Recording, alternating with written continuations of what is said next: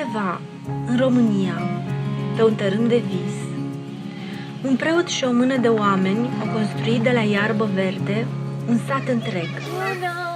Este un sătuc minunat, unde trăiesc o mulțime de suflete, pentru care viața nu a fost chiar așa de dar. Prima dată am venit aici în 2009 și pentru că sunt actriță, am făcut cu acești copilași câteva ateliere de teatru și un mic spectacol. A fost dragoste la prima vedere. Nu poți uita zâmbetele lor. Așa că ori de câte ori mă răzbește dorul, mă întorc. Mulțumesc! Nu ajung aici atât de des pe cât mi-aș dori. Totuși, de fiecare dată, locul acesta mi se pare tot mai frumos. Dar nu te mișca, da? Așa? Observ că s-a mai construit câte ceva, că sunt mai mulți prichindei care zburtă nestimulați. Va trebui să aștept până după masă, așa că o să vă arăt câte ceva. Sunt foarte multe mame care au găsit aici un adăpost unde să-și poată crește copilașii. Sunt bebeluși care abia așteaptă să vadă lumina zilei, dar sunt și sugari care dorm liniștiți la pieptul care tocmai i-a alăptat. Sunt copilași care încă ezită să se desprindă de fusta mamei, dar și copii nerăbdători să cunoască tot ceea ce îi înconjoară. Au venit copiii de la grădiniță.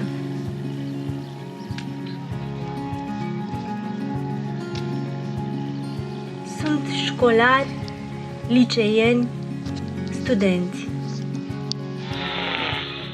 O parte din tinerii care au terminat școala s-au angajat la oraș. Ceilalți trebăluiesc pe aici. Sunt peste 30 de fete care atunci când au împlinit 18 ani au fost alungate din orfelinatele de stat.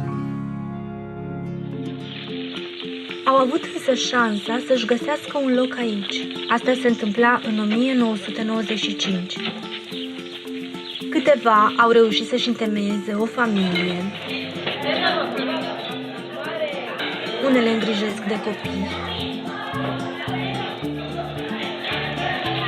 Altele lucrează la ferma de animale. Alte fete pictează icoane pe sticlă sau sculptează. Și cum o familie nu poate fi completă dacă nu are bunici, ei bine, Provita îngrijește peste 35 de bătrâni care își trăiesc aici ultimii ani în viață. Nevoile pentru atâtea sute de asistați sunt foarte mari și greu de împlinit. E și blondă peste. Și mai are și niște pisturi.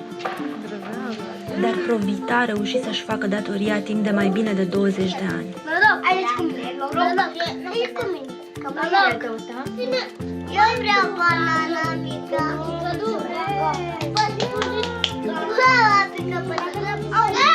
Și cu ajutorul lui Dumnezeu și al oamenilor buni, va continua cu siguranță, deși e din ce în ce mai greu.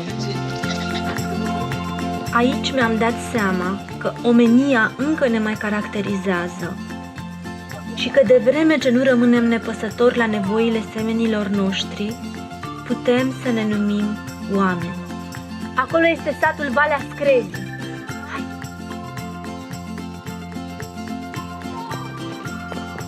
Pentru mine, acesta este un loc miraculos.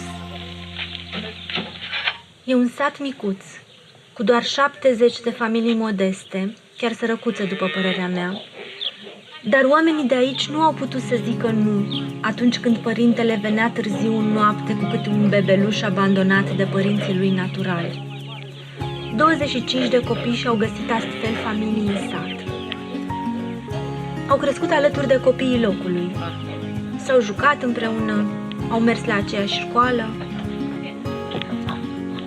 Am întrebat o mamă dacă i-a fost teamă de o așa responsabilitate și mi-a dat un răspuns simplu, care m-a mișcat profund. Mi-a zis că unde mănâncă 3 guri de copil, mai rămâne mâncare și pentru a 4-a. Și a avut dreptate. Pro Vita i-a ajutat cu ce au mai avut nevoie.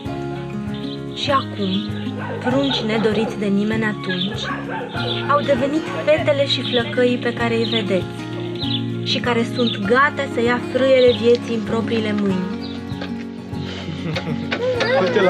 Toate acestea au fost posibile datorită oamenilor care au crezut în viitorul acestor copii și care au simțit că trebuie să și facă ceva concret, adică să ajute și ei cu ce pot, unii cu muncă voluntară, alții cu ceva bani, alții cu materiale de construcții, alții cu lemne de foc, alții cu zarzavaturi, cu alimente, haine, jucării, cu orice este nevoie pentru trai.